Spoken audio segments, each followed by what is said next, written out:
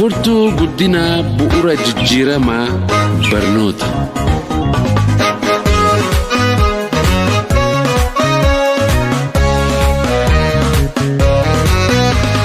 Doofummaa mancaasee lammiilee kan qabu barnoota.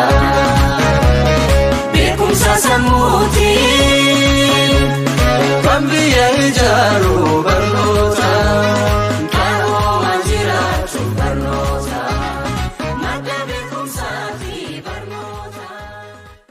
Daawwattoota Birmaduu miidiyaa akkam jirtu nagaan waaqayyoo isiniif haa baay'atu. Kun hambisaa bal'inaati. Guyyaa har'aa irratti dhimma gabaabaa tokko keessummoota lama qabadhee dhiyaadheera. Walii wajjiniin marii gabaabaa goona. Keessummoonni koo wajjiniin wal simbarsiisee itti fufna. Keessummaan koo jalqabaa Dr. Makwii Gabayyooti. Dr. Makwii baga nagaan dhuftan. Baga nagaan affeerte, baga nagaan na eegde. Galatooma. Keessummaan koo lammaffaa immoo Dr. Baahiruu Dhugumaati. Dr. Baahiruu baga nagaan dhuftan isinis. Baga nagaan nu eegdani. Baay'ee gaariidha. Wanti har'a irratti ariitiidhaan wal agarree xalayaa tokkotu kan kaleessa kana bakkeetti ba'eetu jira. Xalayaan kun mee xalayichaa nan agarsiisa iskiriinii irratti akka ittiin jalqabuuf nuuf ta'utti.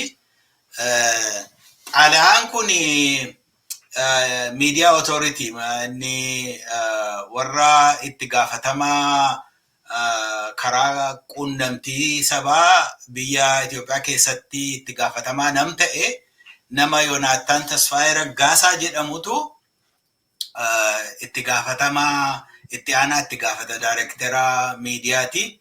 Isatu warra isaa televizyinii jedhuuf barreesse.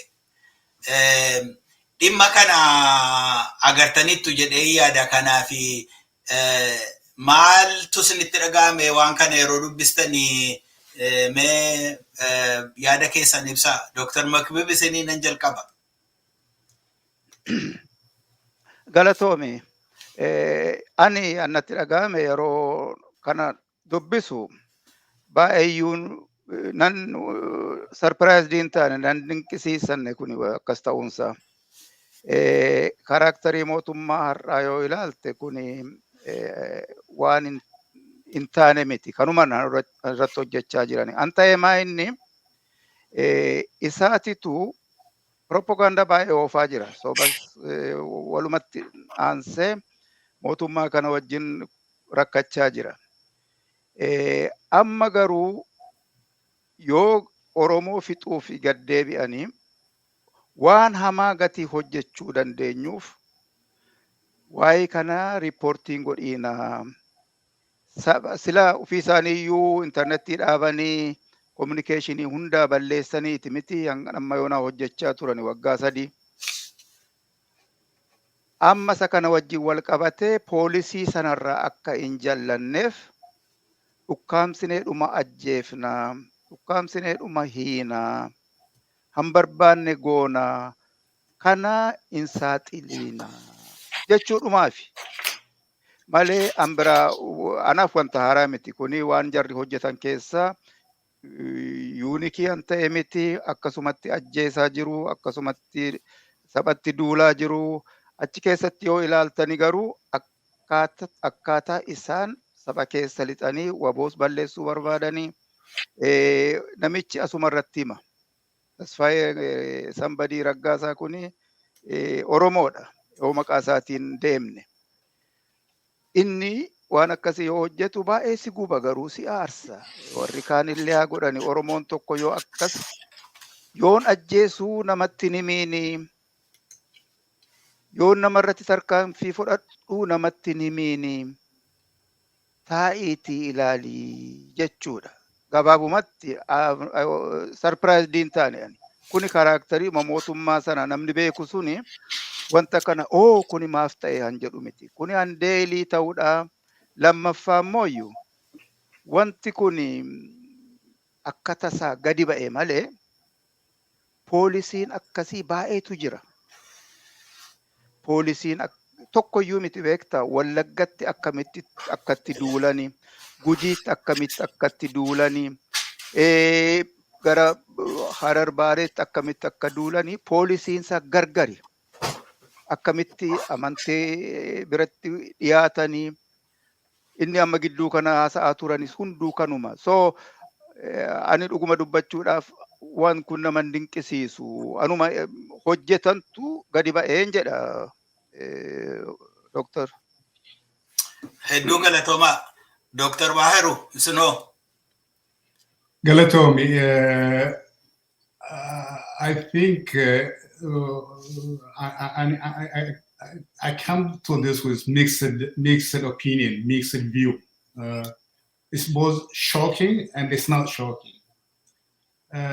Kanani shocking kanan sinje ufi finally wanta chichata tureti ugomse wanta haman odeeffamaa ture ugomse ani akkan argutti iddoo lamatti qabeen ilaala kana maal jechuu kan barbaade tokko the choice of media as a subject of this later wanta baay'ee irraa barachuu qabna. Yeroo dheeraadhaaf akka mootummaa nama biyyarra jiru kuni miidiyaa adda addaa maqaa piraayiveetiitiin banamee fundii godhee akka inni part of his overall media campaign akka inni gaggeessaa jiru beekna. Namichi biyya gaggeessuu beekumsi isaa karaa miidiyaa kana ijaa ta'ee karaa communicationii kana ijaa ta'ee isa irratti akkamittiin akka inni dhimma ba'aa jiru not for the purpose of using modern communication technology to allow dissemination of information and expression of opinions and views sabaaf akka darbutuu hin ta'in akkamittiin ittiin ofiisaatti taa'umsa sanarra mootummaa sanarra akka ittiin of qusatee of jiraachisuu danda'u itti dhimma ba'aa jira jechuudha. Isa kana keessatti maaliif akkana itti adeemaa jiru isaat kun maaliif filatame? Maaliif isaat kana qofaatti argate? Ministeerri tokko, deputy ministeerri tokko maaliif dhaaba tokko, dhaaba piraayiveetii tokko kan katabuu dandeenye gaafachuu dura jira. Warra darbee na ilaala anillee dhugaa dubbachuudhaaf akka waanii kennuufi natti fakkaateen avoidii gochuu yaada. But yeroo darbee keessumaa yeroo isaanii namoota bakkee interview godhanii kanaan dura allama marsadii agarreerra. Very prominent internationally recognized names interviewed achirratti ka'anii otuu interviewin sun gaggeeffamaa jiranii akka isaan ka'anii deeman dhageessaniitu because the extremism of that the broadcasters in that organization became so evident to whoever initially innocently agreed to be interviewed on isa kanadha kan gaggeeffamaa jiru kanadha dhaaba kanadha inni kita waaniin kuni qobaatti katabameef out of how many media and beeku meeqa biyya sana keessa jiru. So gaafii tokko kan namni keenya ugaafachuun isa jiru sabni Oromoo akka ugaafachuu irra jiru ifa manaa malee sabni curqumfamaan biyya sanaa akka inni ugaafachuu irra jiru. Dhaabni kun maaliif filatamee eenyuun fandii ta'aa jira maal gaggeessaa jira isa jedhu sana. Isarra darbee kontentii isaa sana ilaala. Kontentiin isaan kun maal jedhe wanta lama admiitii godha. Tokko akka mootumsa biyya tokkootti clandestinely akkamittiin akka daguggaa sabaadhaa gaggeessan mari'achuu akka isaan irra jiranii jiruurra ooshaa akka isaan jiranii akkamittiin akka isaan jiruurra ooshan sitti agarsiisa. In unofficial way, in publicly undeclared way, in a way that either namni biyya keessa jiru or international organization akka isaan beekuu hin dandeenyeen kitaaba akkasiitiin dhoksaadhaan itti ergee maaliif akka isaanii wanta duguggaa gaggeeffamaa jiruu fi gaggeeffamuudhaaf itti qixaa jiran kana akka isaan reporting godhe. Because it's one of the mass media that is under their control. Horii isaaniitiin hojjetaa jira. Isaantu sponsorii gochaa jira. Controlling gochuu danda'an itti maa jira. Don't broadcast it. Followers immoo akka baay'ee isaan qabanis beeku.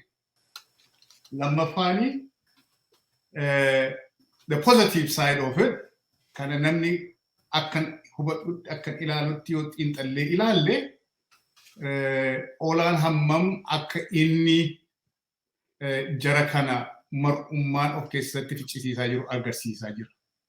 Akka isaan sodaadhaan dhumaa jiran sitti agarsiisa. Akka isaan gaafatummaan isaanii isaan bira ga'aa jiru agarsiisa. Akka bor olaan biyya sana qabatee akka inni bushuudhaaf qophaa'ee jiru bira ga'ee jiru isa maas miidiyaan biyya lafaadhaa odeessaa ture sana dhugoomsa kun. That's what it tells you.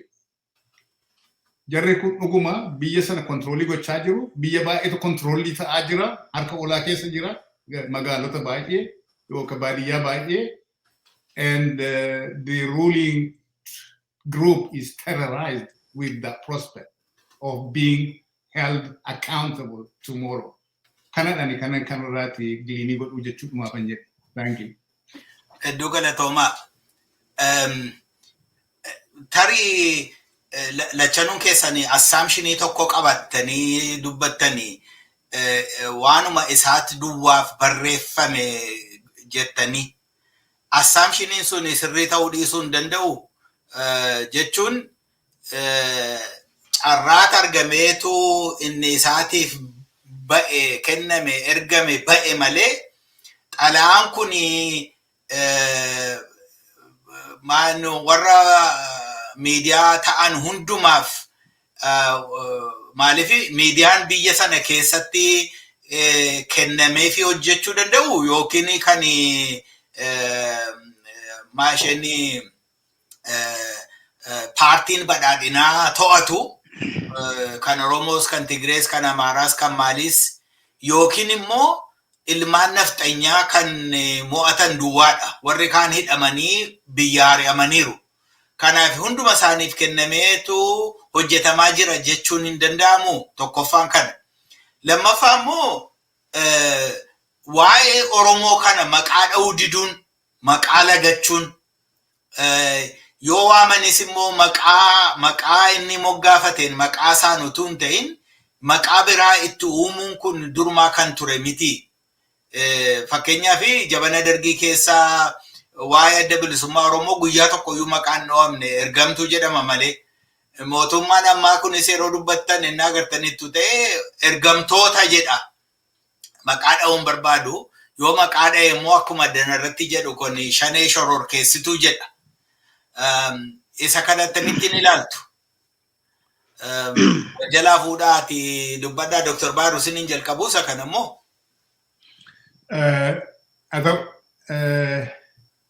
Assumption ati jette probably my first instinct was akkasiin ilaaleen ture garuu kitaaba kana keessa yoo ilaalte immoo wanta kan biraa tuquu isaa hin agarta. Akkamittiin akka nama kakaastanii foorumii uumtanii riisoorsiin akka biyya keenyaaf sassaabamu namni akka inni duulaaf qophaa'u gochuu keessaniidha. So Aba Broadcasting Corporationii meeqa biyya sana keessa warra hojjetaa jiraniitti kana godhee sana ani qulleesseen ijaan hin beekne but kan jarri kun qopheessan yeroo baay'ee argeera through social media and YouTube broadcast. Isaanuu hin boonnatu gadi ba'anii birrii miliyoonii meeqa sassaabne eventii akkasii irratti kaleessa Atlaantaatti eessatti jedhanii. So indicationii kanadha, signalii kanadha ilaalee ani probably is it possible that this is an organization and against rumoris mo dhaga'aa turra. Fully kan inni fundii ta'e mootummaa sanaan ijaa ta'e underground Aba biyyaanii fundii ta'u fakkeessanii sabaan fundii ta'u fakkeessanii ijaa ta'e isaanuma kontroolii gochuudhaaf fedhetan yaade malee akkati jette this could have been written to multiple organizations. Sadi afur shanitti keessumaa warra isaan horiidhaan qabanii nama isaanitti keessa ka'anii ittiin kontroolii godhanii kan ergamu ta'uu hin danda'a. That is very possible. I don't have the way or ways and means to verify. But I agree with you. Assumption is dhuguma keeti probably may not be 100% accurate in jechuudha. Warra kaantis katabanii ta'uudhaaf hin danda'a. Just for the gaaffii keetti deebisuudhaaf. Dr. Makut. Maal seete ani isaati jettetu dhugaanatti fakkaata. Dr. Baharus riizanawutii godheerannis tokkoffaa wanti kun liikdii waan ta'edha. An dhukatee ba'edha. Meeqatti warra kaanitti meeqa akka katabame akka hin katabamne hin beeknu. Garuu warri kaan hoo jennu eenyu fa'i warri OBN faa inni kaan garri caalu hammootummaati. Namni sagalee guddaa qabu namni akka dhuunfaatti uf lakkaa'u isaat caalaa hin jiru har'a. Isaat akkuma Dr. Baharuun jedhee foloorii baay'ee qaba.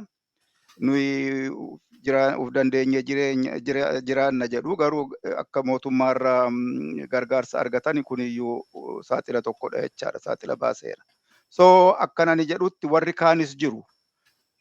Differensiin lammaffaa immoo jarri warri kaan suni hanuma isaaniiti.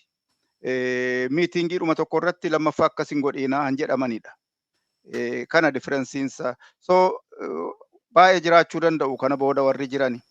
Lammaffaa isuman sila jedhe irra deebi'uudhaaf maaliif wanti kun sarpiraayizii akka hin taaneyyuu maayinni Abiyyi jedhu bari ani Oromoon na wajjin hin jiru taanaan waggaa hammas duubattin isa deebisaa jedha. As keessatti an agarru kanuma maayinnan inni jedhu. Amma tarkaanfii fudhachuu barbaannaa. Tarkaanfii jechuun egaa waan Oromoo balleessuudha. Waan Oromoo toshuu miti. Oromoo maqaa wabootiin dhaqee fixuu, ajjeesuu, waboo dhabsiisuu.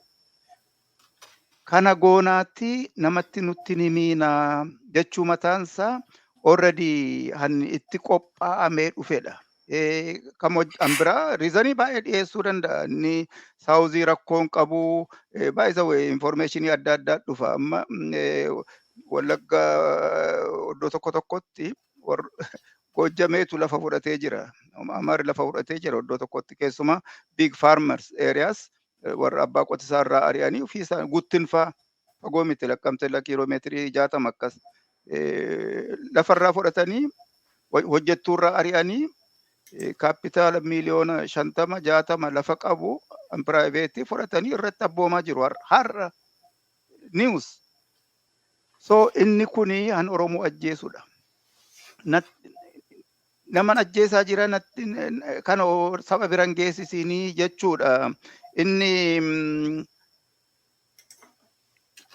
kanuma inni jarri yoo kana jedhani isaan kanaaf han qophaa'ee utuu hin ta'in hamma jiruuf han ta'edha. Konsekwensiin isaa maal akka ta'utti bal'inaan haasa'uu dandeenya.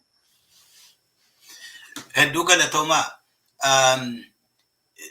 Dubbiin kun yoo gadi fageessinee ilaalle mootummoonni yookiin humnoonni amma har'aatti ka'anii saba tokko bal'eessuuf saba tokko duguuguuf godhani waa sadii godhuu jedhama. Tokkoffaa hin moggaasu defame isa jedhamu afaan Ingiliziitti. Inni lammaffaa dehumanize godhu namummaa isaa dhoowwatu. Inni sadaffaan immoo hin balleessu.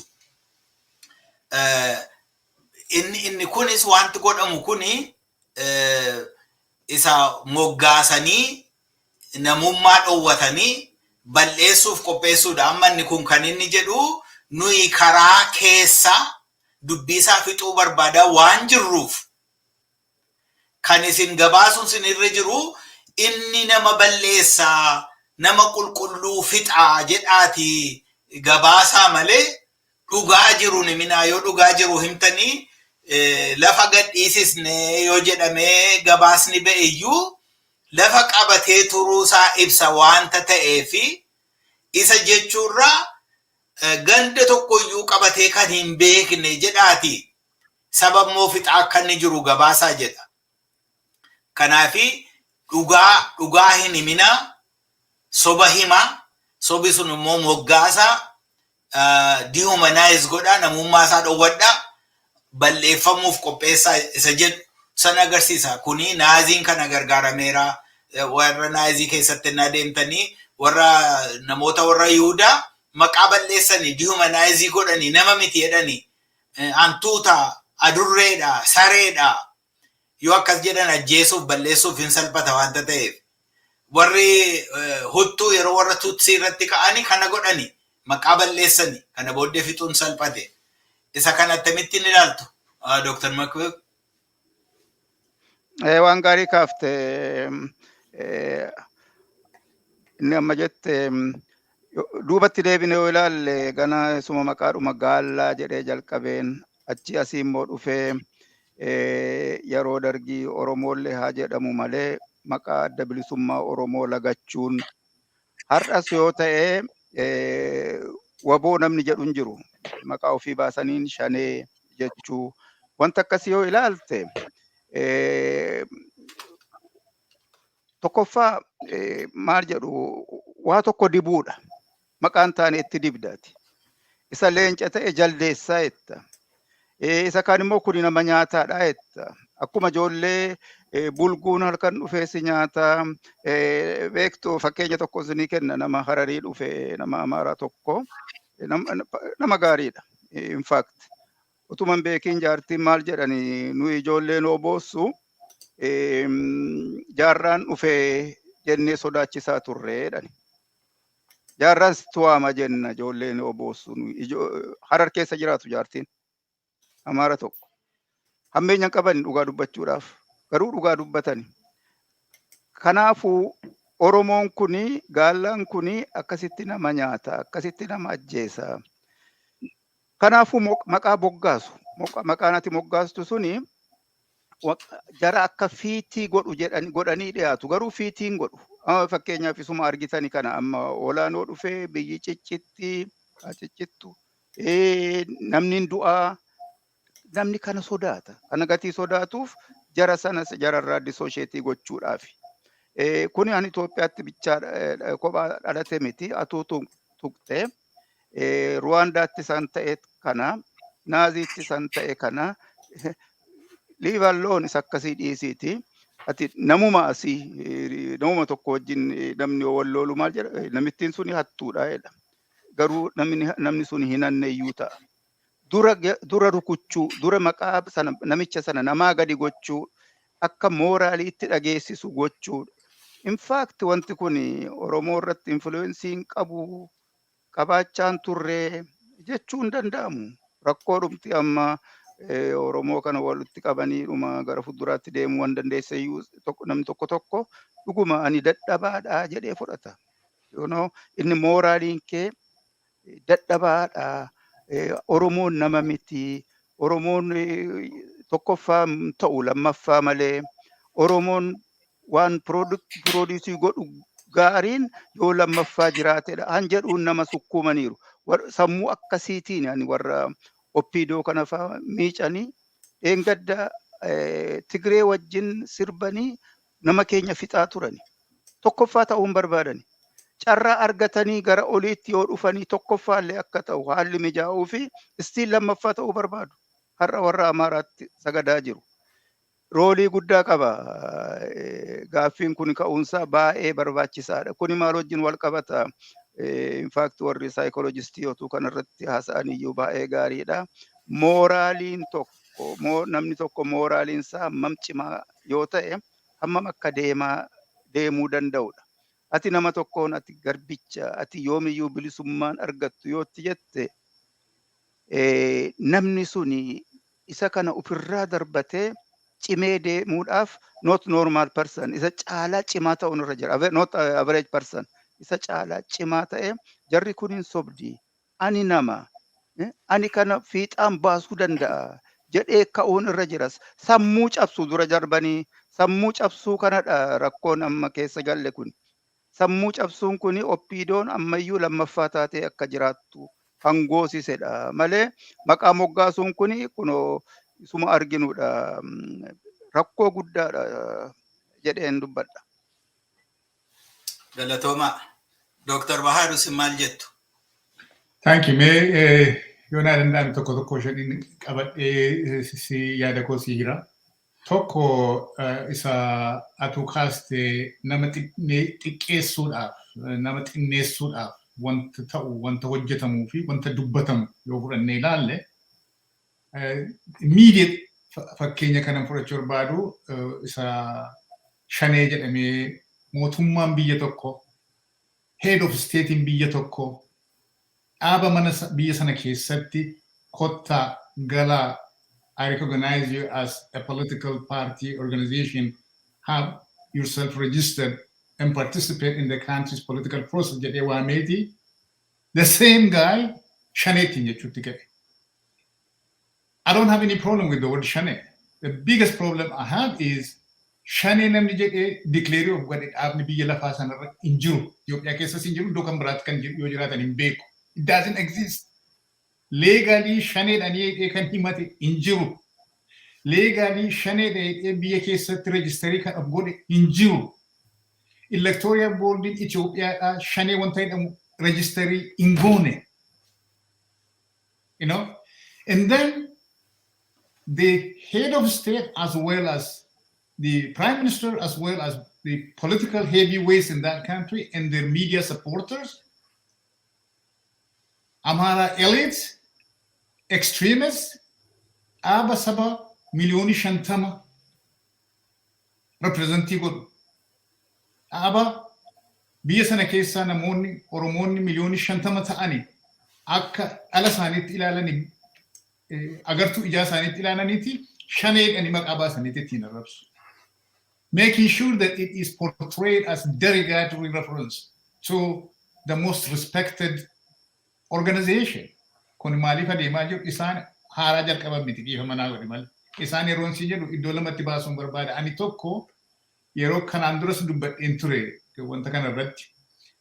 Warra mabiyya bitajiru kuni akkamittiin achi ka'anii jennee of gaafanne mallasee fi warri isaa wajjiniin hojjetaa ture ilmaan Oromoo sammuu qabdu ilmaan Oromoo waggaa 60 dura mirga Oromoo eegsuudhaaf walitti dhufanii the best and the brightest cream of Oromo society Oromo Liberation Front dhaabanii nuuf du'anii nuuf dhumanii yeroo isaan jiran sana kan jalqabe warri 1991 dhufee biyya gale maal godhani jara sana qalanii biyya baasanii mana hidhaa keessa gashaniiti eenyuuni fabricate godhanii dhaabanii populate godhanii ittiin biyya waggaa 30 nu hacuucanii OPD wanta jedhamu sana uumaniiti.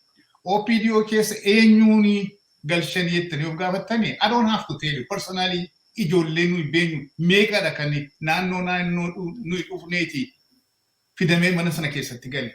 Ijoolleen sun maal beeku karaa mana barumsaa ta'e kiflii meeqa ga'aniiru kiflii ja'atti kufteetta kan ittiin jedhu misikrii qabuu dabarteettaa dhiisi.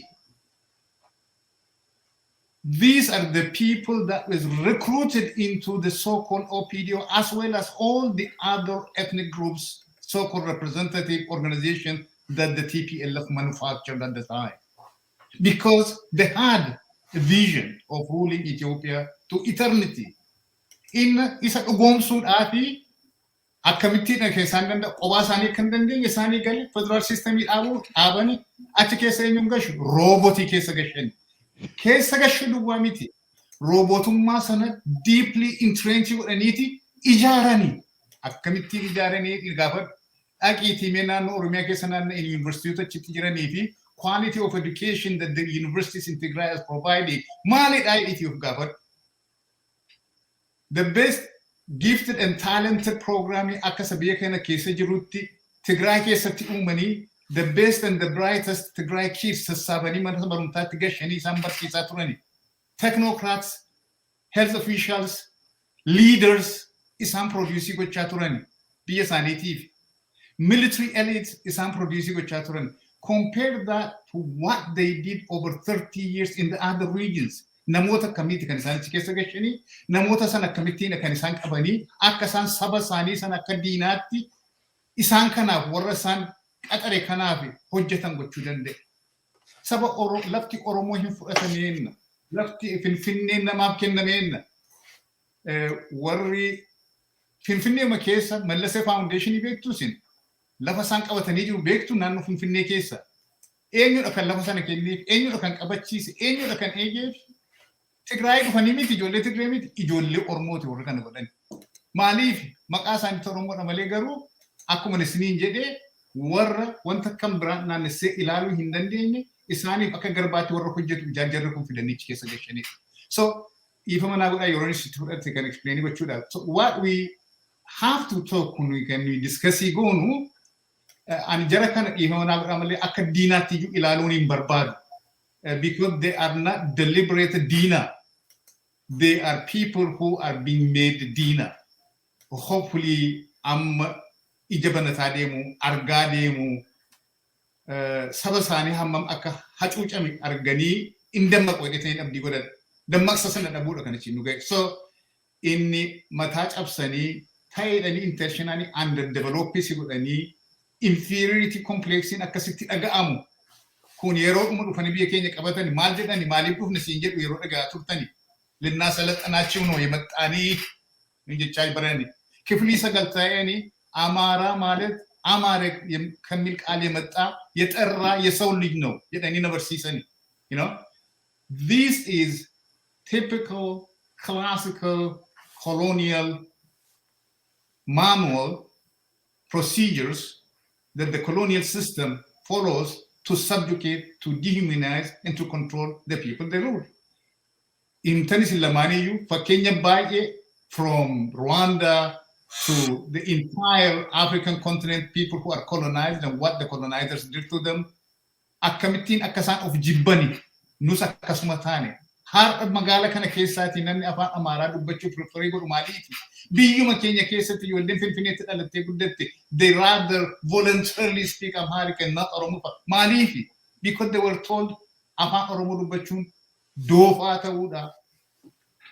Nam ijambananni nam matan kamne tawuda edame brainwash tawuda ta wagga ibba ulin jajiranne. I remember nam torbanto ko finfinne du fe wagallagati yero debi du fa afan Oromo dubbachu da bakkan cinkam to be a civilized guy suddenly. So sorry, I probably took a lot of time, but in nutshell, the United States namumma ke gadik abun soban propaganda and gadisibalism because you don't fit into many of the descriptions they give you. You are not moron, you are not an idiot, you are not evil, you don't murder people. They have to fabricate all this to create illusion in the mind of the general public so that they continue with their genocide. Canada kanta ajiru kitaba kana ratis kan agar kanu in my opinion.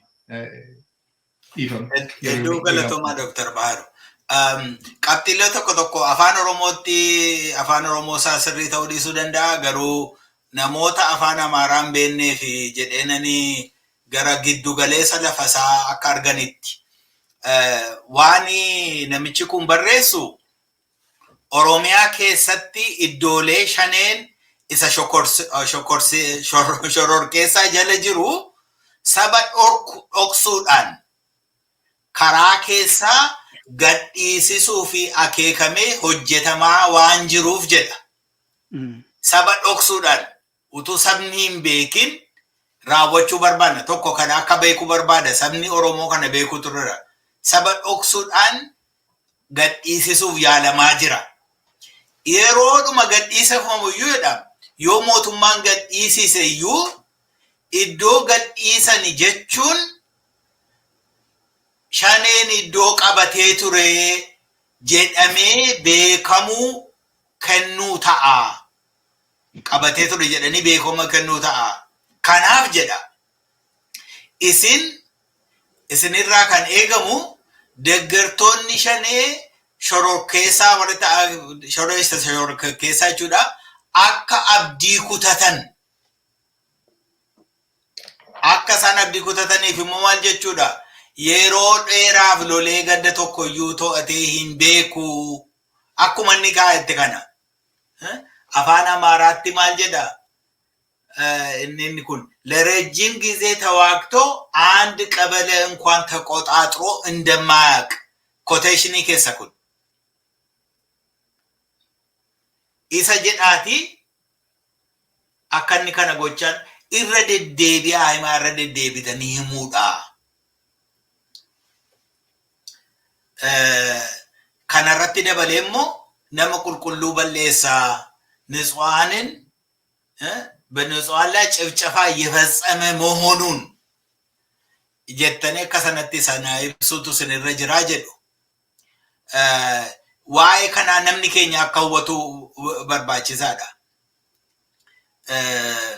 Isa Dr. Baharun jedhe irratti ani dhibbatti walii galuu koon beeku keessumaa warra dhufee warri kana barreessanii warra akka Yoonaataan Tasfaayee Raggaasaa fa'aa isaan diina miti jedhee lakkaa'uun ni jedhu sirriitti illee naan galu. Rakkinni Oromoon qabaate tokko isa kana natti fakkaata. Sabni Oromoo nagummaa jaallata. Nagaa jaallachuun kuni waan nagaa fidu. Nagama jaallachuun waan nagaa fida. Namaaf nagaa agarsiisuu duwwaatu nagaa fida. Isa jedhu yeroo baay'ee sammuun keenya isa kanaan qabama. Kaleessa galgala isinillee ilaaluu dandeessu keelloo miidiyaa irratti jecha Tsaggaayee Gabramediin dubbate tokko dhiyeessanii turani. Jechi isaa kun maal jedhaa? Goobanaani yeroo dhufu ibnata aboo maanni amantii jaraa fudhate, eenyummaa jaraa fudhate, jaraaf ajjeesuuf of kenne. Kanaaf inni Amaaraa caalaa Amaaraa jedhe. Warri akka Yoonaataan Tasfaayee fa'aa isaanii warra dhiiga nafxanyummaa of keessaa qabudha.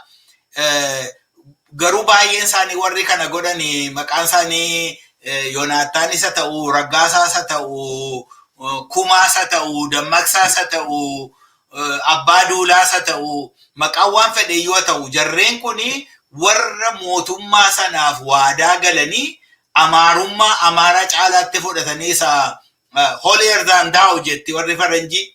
Warra Waaqayyoo caalaa qulqulluu of godhani warra akkasiiti. Warra akkasii kun diina. Oromoon isaan kun diina ta'uusaa beekuu turre malee garmalee hubachuun sun sirrii natti hin fakkaatu. Dr. Makbibis maal jettu? Walitti sinnaqaan jira. Lakki nuyi amma walii galleera wal looluu dhiisuu. Elaa maal seetanii Oromummaan dhiiga miti jenna. It's not without reason. Oromoo ta'uun evaluationii Oromoo fudhachuudha. Oromummaan itti dhageessuu qaba namni tokko. By the way, nan Oromoo dhiigaan abbaansaa Amaaraa ta'eyyuu Oromummaa yoo fudhate isaan Oromoo namni isa dhowwatu hin jiru. So ani akkuma jetteyyuu yeroo baay'eetu kennameefi namni irraa kaachuu danda'a. Garuu waggaa 30 akkas nama ajjeesanii waamichi baay'ee isaanii ta'e inni amma hojjetamu kun maal ilaala. Miniliki harma haadha keenya obboleettii keenya kutee jedhanii siidaa dhaabani. Amma you will see siidaa kana iyyuu buqqisuuf deemuu danda'u. Maal argisiisa kuni? Jarri suni akka namaattu yaadani. Siidaadhuma sana iyyuu dhaabii han jedhee humna biraa ture jechaadha. Wayyaaneetu dhaabii jennaan dhaabani malee itti dhageessisee siidaa sana hin dhaabne. That means Oromummaa of keessaa hin qabani. Hamma Oromummaa of keessaa hin qabnetti immoo gaaffii Oromoo qabatanii gara fuulduraatti deemuu hin danda'ani. Oppositii hojjetu. Nama Oromummaa qabu hidhuu. Nama Oromummaa qabu ajjeesu. Kanaafuu kanaasuma irratti dhaabneeti Oromummaan dhiiga otuun ta'in Oromoo ta'aniin tolasaa ta'uu otuun ta'in Gabra Masqal ta'anis Oromoo ta'uu danda'u Oromummaa fudhachuudhaaf. In fact isaan miisii goonu biyyattii Itoophiyaa jedhamu kana keessatti namuma nan Oromoo dhiigaan nan Oromoo ta'ee Oromummaa fudhateen argine. Garuu namni Oromoo ta'ee Itoophiyaanismii fudhate baay'eedha. That's the difference. Nama baay'eedha. Namni immoo nama isuma jennu otuun ta'in highly educated. Nama baay'ee maayinni Haayileen fa'aa Baaroon fa'aa isaan Itoophiyaanistii turan har'a kana dinaa gochuu hin dandeenye. Har'a otuu jiraatan maal akka godhan hin beeknu. So Oromummaan dhiiga miti. Oppiidootti waamicha baay'ee gooneef yeroo wayyaanes baay'eetti katabne karaa keessaas lakkisa obboleessa keessa hin ajjeesina obboleettii keessa hin ajjeesina. Inni har'a hojjetan immoo kiraayimiidha. Footoo Minilik baajii Minilik ufitti laxxafee warra dhaqee Oromoo ajjeesu shimallis faa footoo minilik qabatee warra footoo ka'u kana jarri na waayiziidha jechuu hin dandeenya. Waan tokko jechuu dandeenya. Isaan intarestii isaanii duwwaa eegu. Yeroo wayyaanee hanatan horiitu jira. Kan akka Dooktar Simee Fabraa eenyuun Simeeti. Kana gadhiisuun barbaadanii kanaafuu difeendi uf godhu horii duwwaa otoo hin ta'in mana hidhaas galuu danda'u isa jechuu dandeenya. Garuu jarri kun Oromoof kana booddee gaarii hojjetu yookiin immoo Oromoof gaarii hojjechuu isamma maal jedha kun Abiyyiyyuu bare OLF wajjini sillalaa wanta kana spiyoonaajii jalqabee ture mini Oromoof gargaaruu fi Laggasaa Wagii fayyisuu fi jedha garuu that was not true. Achuma keessa namni tokko mataa dhumti isaanii dhiifama kunoo eenyu lammaan faa maaliin faa Oromummaa dhumti xinnoon akka isaan keessa hin jirre hin argita amma yoo har'a Oromoon du'u sagaleen isaanii iyyuu hin jiru yoo fayyaa jiraatan egaa hin beeku. So ani Oromummaan akkasittiin ilaala dhiiga otoo hin ta'in Oromoo ta'anii haadha Oromoo abbaa Oromoo qabaachuu otoo hin ta'in akka Oromoo yaadu mirga Oromoof loluu even the silent majority warra jedhamu warra zim jedhanii ta'anii ilaalu sanayyuu Oromummaa hin qaban isaan Oromoon bare miliyoona 50 ta'uun irra hin jiru. Oromummaan miliyoonii 10 yoo jiraate Oromoon yoona bilisummaa isaa argachaa jira. Argata ture hin jedhan. Galatooma. Galatooma. Dr. Bayero. Otuun defend of in godini baganan darbini. Quickly, I just want to we are no garaagarummaa hin qabnu. Sorry. Kanani jechuu barbaade, you know, Westii keessatti most common keessuma akka seera biyya Ameerikaatti for a reason of insanity nama Ameerikaa fixee gadhiisteetii eegda horii taxpayersiidhaan akka inni waa hin goone akka inni waan taane eegda. That is not to justify the murder that has occurred, but is with the understanding and proven fact that the person's ability to think rationally is compromised. Kanaafiti dabarsee kennamuu jechuudha. Loojikii makana yoon extendii godhee isa amma dubbataa jirutti yoon extendii godhee ani let me start with just reminding yourself warra eejii korra jiranii warra kana dhaga'an I'm sure they agree with me. Elementary school in turani yeroo ta'e gaman duute. Akkanitti boo'ee mataan hamma na dhukkubuttan boo'ee haadha kootu duuteedhe because I was made to believe she was the mother of our country and that we lost the greatest woman on earth before I opened my eyes and start learning about history and how we ended up in that evil empire. In Kasi Kuni, yo Kesumati, over the last 30 years, and I continue to emphasize that, the way the human resources of different regions was developed or underdeveloped is striking, is shocking.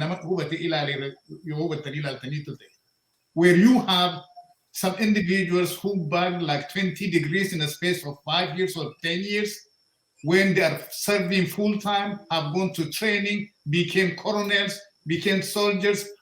One is in jiru. How did that happen? Miracle maritu jira. Marfed angoda ni bekumsa nama warana ni mo experience marfed angoda nama warana jitte ugabata. Classical example is that of the Prime Minister. And I really took my time and read his bio from different sources. And it's mind-boggling. Mani dakuni. This is aided and abetted by the people, in my opinion, warra beekumsa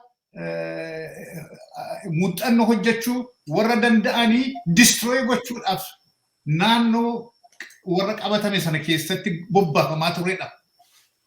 Distributing fake certificates, making these guys feel they're big, they're great, they're educated, so that they do the dirty work of the people who wanted to rule Ethiopia to eternity. So, kana asin jechuu kooti. Ija condition di ta'anii ija banatanii arguu dadhabanii Oromummaa isaanii barachuudhaaf chaansiin argatiin warra akkas ta'e kana may just in case something happens they can be salvageable in jechukoti. I am not in any way mixing words about kesumati warra minilik fidechi kae walfune maltene ani hamma har'aatti abjuu minilik isaanii kaastii godhe sana eeguudhaafi saba keenya duguugaa jiranii warra akkasii warra achi keessa galee itti isaanii ittiin dhimma ba'amanii har'a sun fixaa jiranii waraqatas akkasii kana warra kataban kuni no isaan miti kanananii akka waan itti ilaalamuun isaan irra jiru nan siin jedhu. And I'm talking about really those innocent individuals who was recruited, brainwashed, and mentally enslaved by the people who wanted to use them. If time changes, we can retrieve the missing jechukot. Just to make my position abundantly clear, Male. Warra akadaba sanatin biya Kenya ajje sajiru nufit ajiru kana isani ifama gona wanjala sani sin jechukot. Thank you. Not dabalu Dr. Maalan jechuu barbaade anaaf jarri warri har'a opiidoo keessa jiranii they are not unconscious. Jarri suni beeku waan hojjetani tokko tokkoon beeku. Fakkeenyaaf ilaala qotee bulaan Oromoo har'a baay'ee dammaqeera. Waa'ee Oromoo yoo xinnaate waggaa 50 haasa'ameera. Jarumti achi jiran suni manu barumsaa kiflii ja'asaa ta'u afurii otuu isallee ta'ee inni meediyaadhaan darbu inni hojjetamu lammaffaa immoo kana Oromoo ta'uu iyyuu hin barbaachisu ala namaa ta'uudhaan barbaachisu. Jarri suni yoo dhaqanii Oromoo ajjeesanii yoo Oromoo hidhanii akkamitti ittiin dhageessisu. Dhuguma jarri wallaalaadhaa warri kuni. No, isa miti. Guddinni jira. Of course waan nuti hin gaabbine keessa akka Oromootti waan fedhe yoo jedhamnu skoolaarisaa jedhamnu individual Oromoosaa jedhamu awarenessii guddaatu darbaa ture. Baay'ee katabaa baay'ee dubbachaa lafa tuttuqaa turre. Garuu har'a warri baadiyyaa jiranii dammaqanii waboo wajjin dhaabbatanii bilisummaa isaaniif lolaa jiru. Hannuti dadhabne har'a warra interestii isaaniif jedhanii Oromoo lolaa jiran warra opiidoo keessa jiran.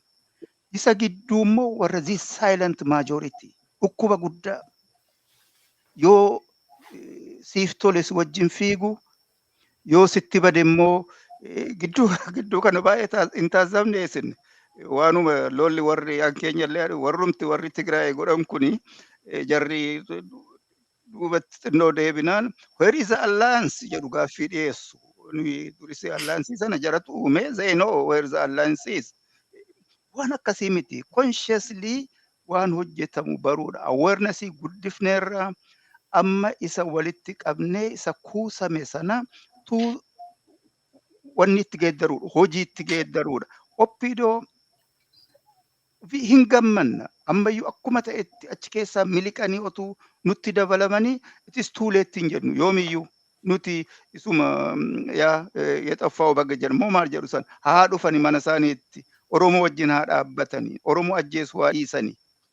Garuu warra achi jiru sana interestii isaaniif consciousii isaanii mo'uu dadhabanii achi jiru malee rakkoo jiru beekuu har'a minilik wajjin dhaabbatanii Oromootti duuluun Oromoo lafarraa balleessuu akka ta'e beekuun jedhan. Hedduu galatoomaa. Dubbiin kun dubbii waa'ee lolaati. Loluma biyya sana guutummaadhuma keessatti godhamu. Lolli Itoophiyaa isa Baxter 1978 irratti the Oromoo maal jedha the Ethiopia's problem the Oromoo jedhameti. Rakkinni Itoophiyaa kun Oromoodha. Oromiyaadha. Maaliif akkas ta'ee namni kun hundumtuu kan wal lolu Habashaan hundumtuu kan isheen wal loltu waa'ee Oromoo irratti eenyutu Oromiyaa irratti aangoo qabaata eenyutu qabeenyaa Oromiyaa kana saammata eenyutu saba Oromoo kana bulchaa kan jedhudha. Loltuu yoo barbaadanii nama hojiitti jabaatee hojjetu hojii jaallatu yoo barbaadanii nama dandeettii qabu yoo barbaadanii biyyi Oromoo sun nama baay'ee baasti. Biyyi ishee lafi ishee qabeenyaan albuudaan lafa keessaa rafa caasanii salphaatti magarsiisuu danda'uunsaa gochuunsaa. Lolisu kun waa'ee kanaati. Agarsiisa naa fudhanne waa'ee Tigraay yeroo fudhannu waa lama agarra tokko aangoo qabaachuu. Aangoo irratti godhachuudha. Lammaffaan inni isaan wal lolanii dhiyaa Tigraay, West Tigraay isa jedhamu lafa iddoonsaa gaarii ta'ee albuuda adda addaa waan adda addaa biqilchu sana qabachuudha. Lolli kun kana irratti ta'aa jira. Garuu lola kana immoo saba sana dhoksineetu ilmaansaa jalaa finnaa jechaa jiru. Maal jettu isin? Dr. Barsuni jalqabu.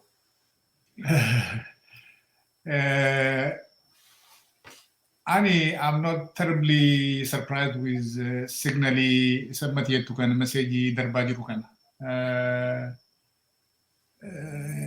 Wanta excuse milioni meeqa haa kennani malee through and through it's horrifying. They are saying, I want to sign Jetani, your friend, class one to sign Jetani, your friend Tilalte, through and through, be Suni, Akani, never again, be yet a can surviving on. Namni nations and nationalities in Achijirani, what Jinjirachu, Akka Hindandini, one the Guru Kantaju, Kanisan Jetajirani, Kanisano Jetajirani. Just yesterday, I was listening to one of their broadcasts. Let me try to articulate carefully. What the topic is, the Galadid era, we have finished our work on is analyzing what we are doing. So, why oil left feet are Malte, Madarage, biyyi ammayyuu akka inni jedhutti biyya maal gooneerra jara kana ariineerra jedha, but he also tacitly admits iddoo baay'een harka isaanii keessa akka jiru. Keessumaati wanti ajandaan OLF'n gaggeessaa jiru eventually their own interpretation jechuu kooti. Yoo jirurra oole what comes of the everybody's property called Addis Ababa. What happens to series of shock namota bela akka belli isanin ajjeesne jedhamanii fidanii safarsifamni raayitii nama shanii nama ja'a sana eeguudhaa fi raayitii miliyoona 50 biyya sanaadha maqaan isaa dubbatamuun irra jiru. Literally that is a kind of message that these guys are broadcasting. So I honestly don't know how to interpret it, what is in their brain, what kind of dubbatu kuni, wanti isaan dubbatanii fi keessumaas wanti isaan hojjechaa jiranii, wanti isaan defendii gochaa jiranii, heinous crime committee godhanii nama isaanii fe'anii geessanii warra beelli biyya baasee dur waggaa 15 booddee dura finneenu nafsa isaanii ooshineenu keessa jiraatanii har'a isaanitti qaxaramanii maal akka isaan hojjechiisaa jiran yeroo laaltu, what is the future of that place? Somebody Oromoo, we're not going to go back to where it was. Forget it. Saba Oromoo duwwaa miti cunqurfamoonni naannoo sana jiranii isa jabana milikitti warra mootummaarra jiran kun deebisanii ijaaruuf tattaafatan sanatti namni deebi'u hin jiru. Hin dhumna malee hundumti keenya. So what is their vision of the future of that region? I honestly wish I'm a magician and to be able to explain what the heck is in their brain. Malee baay'ee nama rakkisaa siin jechuu kooti. Dhiifama na siin deebisa ta'eef inni. It's all right. Dr. Makub. Yeah, maal seete gaaffiin kee akkanaa galetti duubatti deebinee ilaaluun nurra jira rakkoo kana. Isaarraa Tigreen akkas gootee Oromootti akkas ta'e isa jedhu kana duuba jalqabnee rakkoodhuma isaa yeroo biyyi ijaaramu biyya ijaaruu country building isa jedhu sana yoo ilaalle akkamitti isheen qabamte rakkoo maaltu akka uumame mootummaan adda addaa rakkoo kana hiikuudhaaf rakkoon isaanii galeera. Haile Sillaaseenis kun rakkoo akka ta'e inni akkamitti hiikuu akka barbaade integration policies walitti heerumsiisuu isa amma jarri tawaaldenaal tagaabtenaal jedhan sana. Achi immoo dargiin immoo akkuma sila dubbanne maqaadhuma Oromoo okay waan godhe jira. Gaallasa jedhu Oromoo malee jedhee yeroo sana kolfaa oolla turre riyyaan kee gaallaa osiin jedheeti yiqirta Oromoo maaleteen yeroo jedhu sana piroosesar keessas dabarree turre. Achi dhufee wayyaaneen immoo solutionii hambiraa dhiyeesse federeeshinii sana. Innis immoo oppositionii argatee amma inni kun deebi'ee square one oddoo duraatti deebinaa isa jedhudha. Kun hin ta'u. Kanaafu lolli kun itti fufaa jira. Dur maaliin jedhan amma vershiniin umti lola sanaan biraa ta'e malee Oromoo fi Tigree fi Amaarri waliin jaalatanii. Only time jarri wal jaalatanii yoo Oromoon cimaa ta'edha. Yoo Oromoon cimaa ta'e jarri walii galu. Har'a garuu waliin galanii maaliif waan irratti wal lolan tokkodha risoorsii Oromooti akka Dr. Baharuun jedhee an jedhu ture. Amma senaariyoo hambiraa keessa linne wanni Tigraay fi ijoollee Minilikii fi ijoollee Yohaannis mataan isaanii wanni keessa lixanii confrontationii keessa lixan. Probably kun tendency tokko arganiiti ta'a Oromoon akka cimaa dhufu. An jedhu natti mul'ata. So anis akkuma Dr. Baharuu biyyi suni maal jedhu politikaa keessa nothing is precluded jedhu waan hin taane hin jiru politikaa keessatti kun eenyu akkas jedhaa ture 2021 Abiy Ahmed namni jedhamu gara Minilikitti Itoophiyaa waggaa 150 deebisuuf yaala yoo jette na gaafattee jiraatte waggaa 2 dura. Of course waggaa 3 duran kana balanillee isa dura na gaafatte this is impossible hin jedha. Hin ta'uu hin jedha. Har'a biyyi kun akka duriitti jiraattu ni jedhu hin hojjetu. Isa dhiisiiti federalizimii dhumti 2018 itti dhaabbate suni hojiirra oolaa. Inni jedhu iyyuu gaaffii keessa seeneera. Solutionii miti har'a. Isa caalaa barbaada namni solution Tigraay ofii koon akka barbaadetti biyya koo murteeffannaa yetti Oromoon kana gaafata confederation inni soo ta'e hin beekamu. So inni featureittiin biyya sana formii hin jiru. Not akka duriitti otoo hin ta'in tokko ta'anii wanni uma tokkoon hojjechuu iyyuu hin danda'u. Otuma equalitiin sun dhufayyuu yeroo baay'ee dura gargar ba'anii ilaalanii walirratti deebi'uu danda'a mataa akka ollaatti anan jedhudha. Lammaffaa immoo Oromoof Oromoonis argaa ta'e an dabarsu waan jechuu barbaannu kanuma wajjin wal qabsiisne nuyi ammayyuu hin lolle dhugaa dubbachuudhaaf nuyi uf qopheessaadha turre. Waggaa 3 dura strong military army argachuu jalqabne. Dadhabbii Oromoo miti. Hamma jirutu Oromootti duule. Nuti firan qabnu bakkeedha. Namni keenya yoo waa tokko hojjete hidhama, qabama. Baay'innis immoo rakkoo guddaadha. Namni baay'een amma Oromoo fi Tigraay walitti qabee ilaala. Tigraay akkas jabaatti Oromoo this is wrong. Comparing goonu namni xinnoo yeroo hundaa easy to organize. Hankeenya baay'ee gatii ta'eef baay'ina qaba. Rakkoo guddaan tokko immoo akkuma jarri saba keenya qabdetti iyyuu gargari. Opereeshiniin umti sun akkatti rifleektii godhe. Inni Wallaggatti Jimmatti argine Harariif Baaleetti hanbira qaba ture. So inni hamma dhaqee rakkoonsaa homogenized ta'ee dhiyaatutti gana rakkoo lolli waggaa 50 har'a goone suni lola dheeraa miti. Lola keessatti kun yeroo gabaabaadha. So Oromoon right future qaba gara fuulduraatti. Waanuma gaaffiidhuma isaa formuleetii godhachuudha. Har'allee waliin gallu bari irratti. Inni tokkummaa jedha, inni korku gargar baana jedha. Garuu sabni murteeffatu waan jedhu irratti walii galuu hin danda'an irrallee. So garuu kun hiikamee gara fuulduraatti deemnaa jechuudhumaaf. Hedduu galatoomaa. Waa tokko tarii kan nuyi dagachuun mallee yeroo warra diinaa wajjiniin waliigalee hojjetu kana balaaleffannu dhaaba sana keessa namoonni waa'ee Oromummaa isaanii quuqamanii waa'ee saba isaanii aariin itti dhaga'amu yaadan harka jalaanis immoo kan hojii adda addaa hojjetan hin jiran jechuu keenya miti. Namni isa kana akka hubatu baay'ee barbaachisaadha. Tarii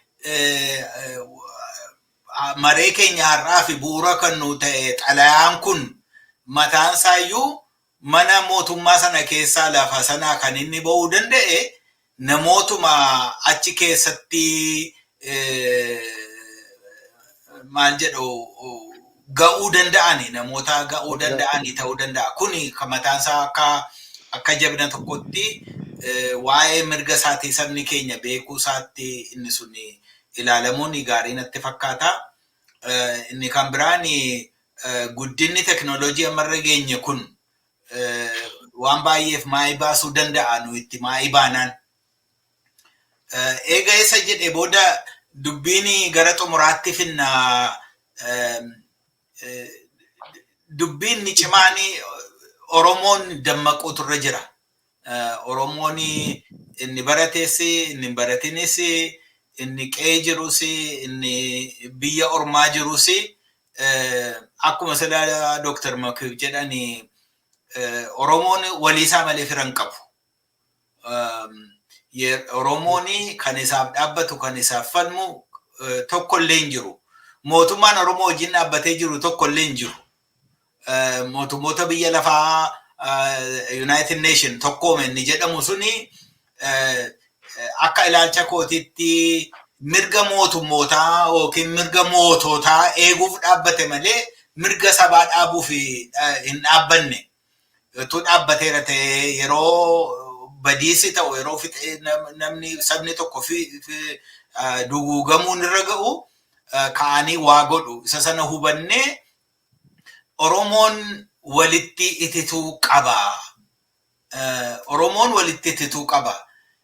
Inni kun immoo isa bara darbeen, isa waggaa 10 fuulduraan, isa waggaa 20 fuulduraan, isa waggaa meeqa fuulduraan isarraan kaanee walii keenya irratti bobba'uu sana dhiisuu qabna. Isa jedhu yaada. Isin maal jettu akka xumuraatti? Dr. Makiif isiniin jalqabu mammu. Galatoomi gaaffii baay'ee gaariidha. Maal seetani? Isuma akkumatti jette Oromoon consciously qabaachuun irra jira. Awareness. Namni hin beekne, namni mirga isaa hin beekne mirga isaaf loluu hin danda'u. Xinnoo waan ispiriidii taane fakkaata har'a. Consciousiin sun hin jiru jechaas miti. Amma warra barataa ta'e kana ilaali.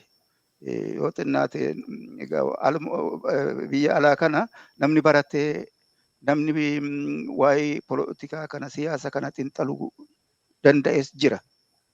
Kanaafuu hamma jiru consciousnessiitu hanqate jechuu hin dandeenyu. Hanqate hambiraati.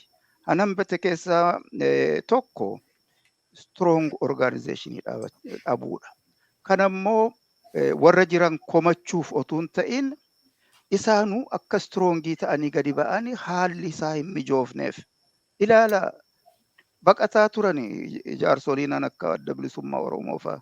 Biyya keessa taa'anii saba isaanii hin jiru yerootti isaan officially biyya sanas keessatti hojjetanii 91 probably 9 months 1 year isa booddee immoo amma immoo waggaa 3 dura immoo akkuma galaniin mataa isaanii rukutan. Saba isaanii wajjin haasa'uu hin dandeenye. Ammaan ta'e maayini amma strong armiin dhalachaa jira Oromoo keessatti. Waboon suni namatti qabu walitti qabu ta'uu danda'a. Isa jalatti uf ijaaruu dandeenya. Isa gorsuu, isa gargaaruu dandeenya. So akkana falutti consciousness guddisuu awareness guddisuun inni waan tokkodha. Garuu amma kan ani jedhutti inni jira ammayyuu. Sabni keenya amma soo ta'e dammaqaadha. Inni ala jirus dammaqaadha. Han hanqatee ofirratti amantee dhabuudha. Ottuu amma waboo irratti inni kaan waboon maaliif nutti siqee nu mari'achiisu waboon maaliif karaa hundaa horiin akkasas wanni horiin funaanamu godhaa karaa tokkomaaf hin ta'u maaliif karaa dippiloomaasii namni hojjetu hin jiru namni karaa dinagdee hojjetu hin jiru han jedhu jira. Easy warra akkasii kana solvii go gaafa kana goone mirgi dhufaa jechaadha. Waboon itti cimaa jechaadha.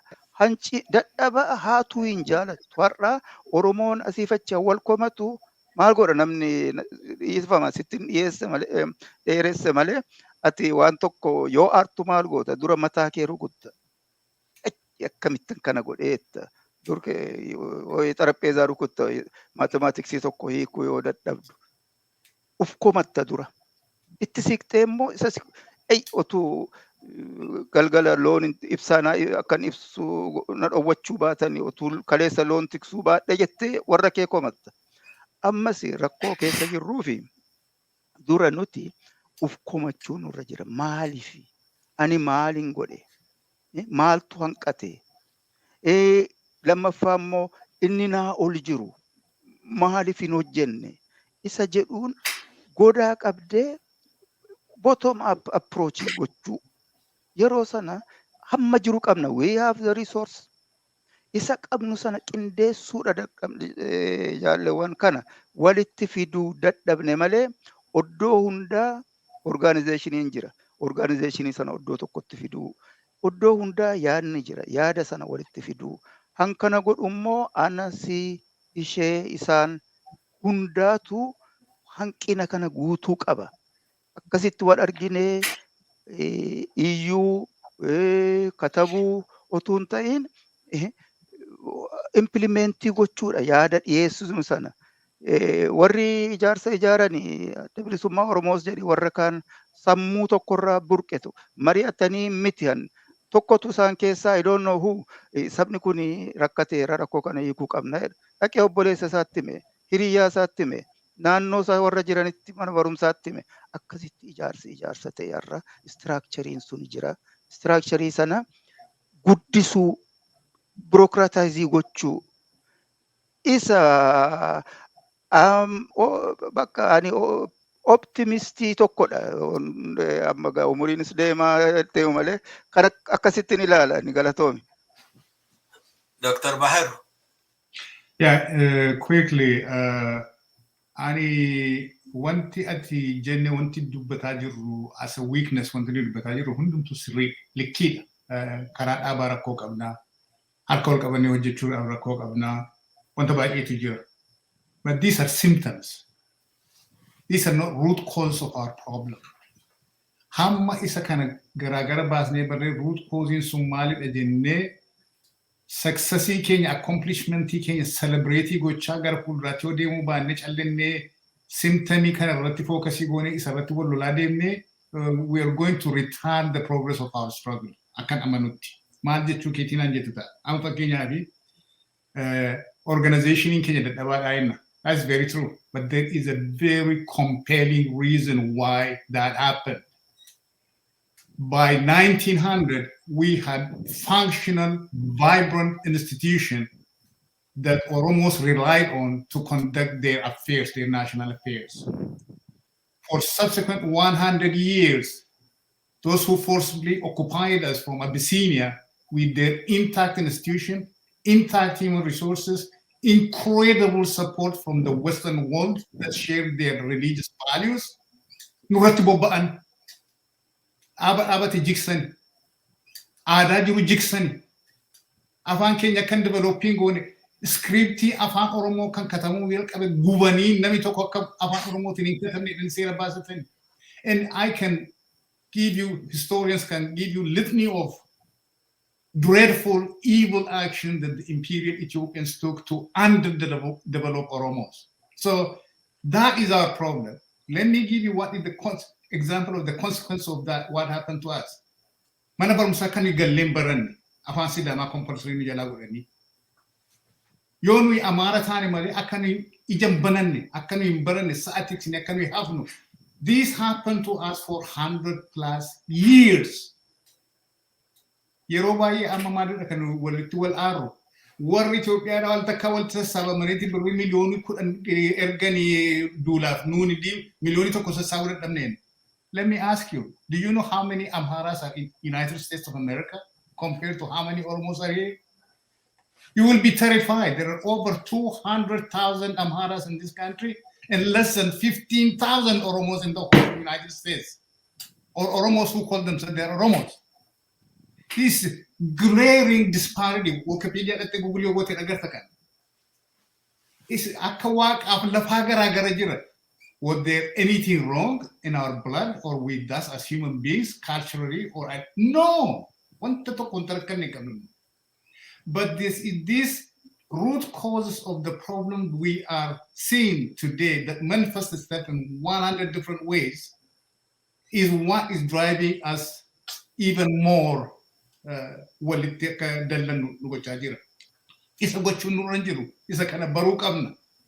What is the most uplifting part of it?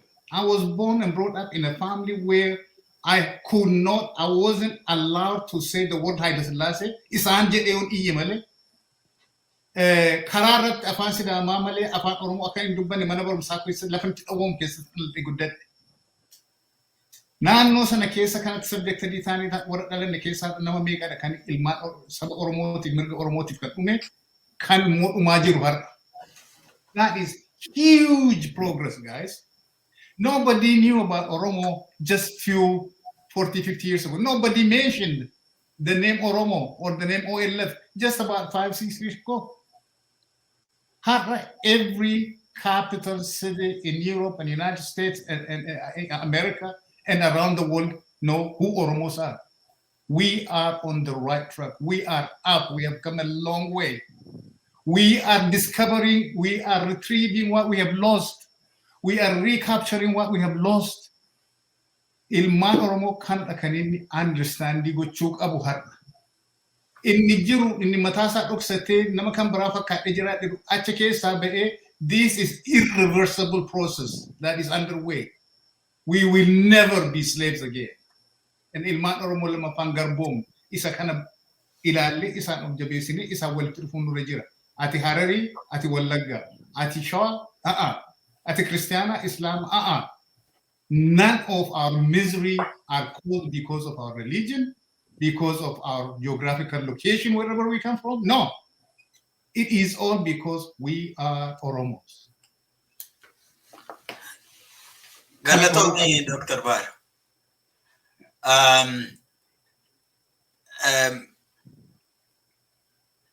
Isa tokko ani diduun barbaada dhiifama na godhi malee innan diduu barbaadu isa kamsinitti fakkaata waan ati jette hundumti isaa dhugaadha soba miti garuu dhiisuun nurra jiran jedhani keessumaa amma rakkina kan qabu warra umurii koo fi umurii keessan jiru kanaadha warri umuriin keenya deeme kuni rakkina sana qabna warri dargaggoonni generation meeqa jira manu booda generation amma generation tokko waggaa 20 jedhama miti na generation tokko waggaa 20 ta'e generation meeqatu nu dudduuba jira generation nu dudduuba jiru kun bilisa bilisummaadhaan yaada bilisummaadhaan dalagaa bilisummaadhaan dhalate bilisummaadhaan deemu barbaada akka keenya sodaan qabu qubee generation dha malee fidel generation mini isa sana tokkoffaa hubachuun sun barbaachisaa natti fakkaata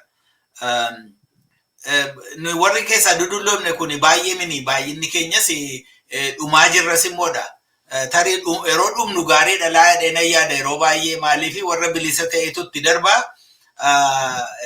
waan ta'uun keenya rakkina ta'uun keenya nafata so isa nan jechuu barbaade Kabrani dhumarratti waan an dubbachuu barbaade tokkoffaa Dr. Makbebe why ijaarsa organization if why hoggana leadership kaasaniiru waa'ee ijaarsaa fi waa'ee hoogganaa kana baay'ee mari'achuutu nuuf mala. Ijaarsi hin jiru jechuun miti jabaa miti jechuu keenya malee hoogganni hin jiru jechuun miti hoogganummaan isaa akka ta'utti ta'uu qaba jechuudha. Dubbiin akkasii kun yeroo haasofnu jara sana qeequuf warra hoogganarra jiranii maqaa dha'uuf utuu hin ta'in jabeessuuf wal gargaaruuf wal yaadachiisuuf. Waa'ee kanarratti har'uma kanaa akka Eastern Time addanaa kanatti sa'aatii 7 irratti sagantaa biraadhaan deebinee wal agarra kallattiidhaan dhufna waa'ee ijaarsaa fi waa'ee hoogganaa marii qabna. Kanaaf namoonni dhaggeeffatoonni isa kan akka duukaa bu'anii ni gaafadha. Kabiraan waa'een amantii ka'ee ture gidduu kana hin yaadattoonnaa ta'e namoonni maraatoon jedhani namoonni of qabuu hin dandeenye waa'ee amantii kana kaasaniitu Oromoo gidduu Oromoo waaqeffataa fi Oromoo kiristiyaanaa fi Oromoo islaama Oromoo amantii adda addaa duukaa bu'anii waan hin taane dubbatanii nama walitti kaasaa jiru. Ani wanta tokkon jedha. Maraatuun sabuma fedhe keessayyuu jira. Namni dalga yaadu, namni yaada isaa qabachuu hin dandeenye, namni of hin eegne, control isa jedhamu of eeggannoo namni hin qabne, namni luugama hin qabne saba fedhe keessayyuu jira. Namoonni akkasii yeroo isaan ka'anii waan hin taane dubbatan namni bal'aan sabni bal'aan namni inni jabaan isa akkasii kana tuffatee dhiisuu qaba. Tuffadhaa dhiisaa waan tokko. Waanuma namni gadheen dubbate tokko duukaa buunee dhandhee itti fuunee of miidhuun barbaachisaa miti. Keessumaatti gidduu kana namni amantii kiristiyaanaa duukaan bu'u jedhu tokko ka'ee ergamaa rabbii kan islaamaa maqaa dha'ee arrabsee dubbachuunsaa baay'een waan nama gaddisiisudha kun. Namni amantii qabu tokko amantii fedheyyuu haa ta'u amantii biraa irratti ka'ee hammina akkasii hin dubbatu. Namni inni akkasii inni akkas dubbatu maraatuudha jechuudha. Nama eeggannoo hin qabne jechuudha. Isa kana akka dhiisnu si yaadachiisa. Duulli nurra jiru kun duula jiruudha. Duula kana irratti nuyi dammaquu qabna. Dr. Makbib. Galatoomi waan lama dubbachuudhaaf waa'ee hoogganaa isa jette sana genereeshinii kaasuun keessa baay'ee ba'eessa. Waanuma tokko jechuudhaaf garuu hoogganummaa kana liidarshiippii hin fudhatama malee hin kennamu. Namni tokko humnarra yoo taa'u yoo gadhees ta'e gaarii irruma turuu barbaada. Ijoollee sanatu jalaa dhufee I have a better idea ankoo wayya jedhee jalaa dargaggeessa tochoosee harkaa fudhachuu akka nagaadhaan hoogganummaan tokkorraa tokkotti akka darbu gochuu. That's the solution.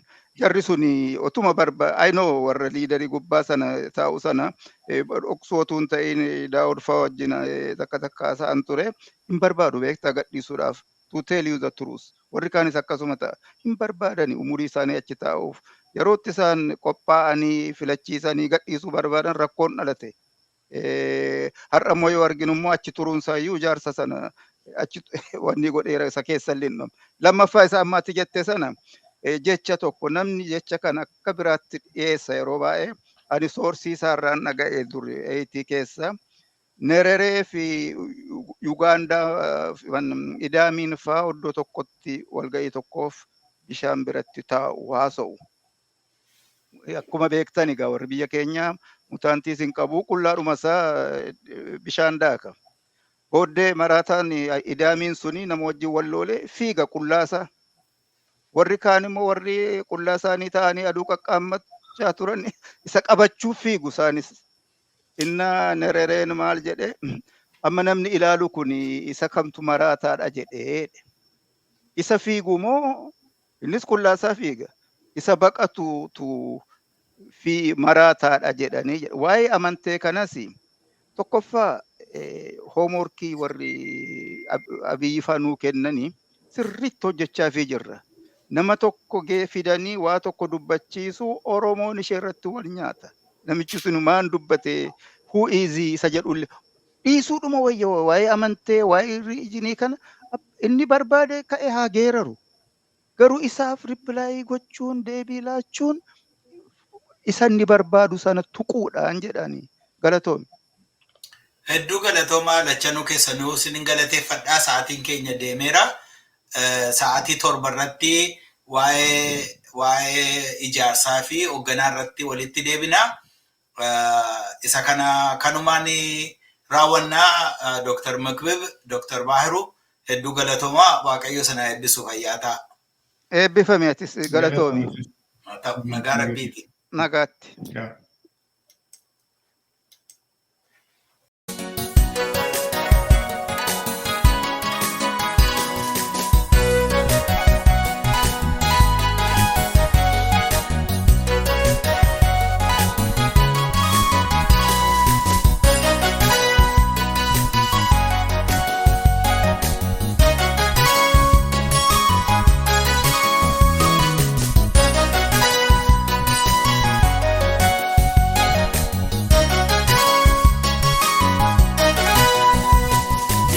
Barede fantole kuyom sani tuda ille kul fute du kan figin no muri artuda undu masati ririni kan sifta ubekin arifate wa matambo ini kan bodde nu fekin undu masatar kan kenini tisa sifta ubekin arifate wa matambo ini kan bodde nu fekin.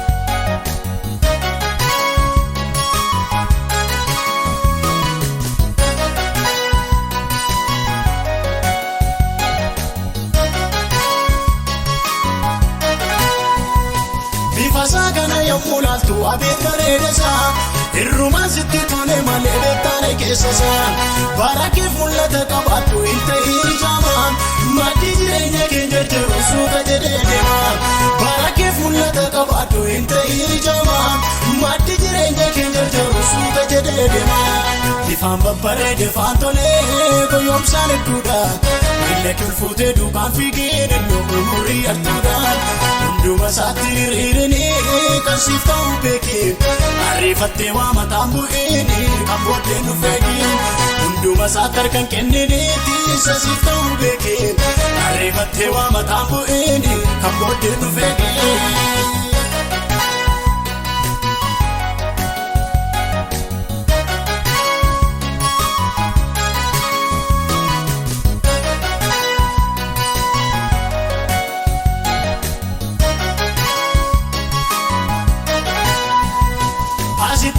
Si jabese si kesin asisa fuldura jide si kakate bodde si tesisa kanafi yu isa durseru fu ikesum sisinin mata yartura ngoyon fakte sa guddan nabinin kanafi yu isa durseru fu ikesum sisinin mata yartura ngoyon fakte sa guddan nabinin ifaan babbareede faantole goyoom sana duudha ille kulfute duukaan fiigeen muri artuudha hunduma saatti riirini kan sifta ubekin arifate wa matambo ini kan bodde nu fekin hunduma satar kan kennini tisa sifta ubekin arifate wa matambo ini kan bodde nu fekin.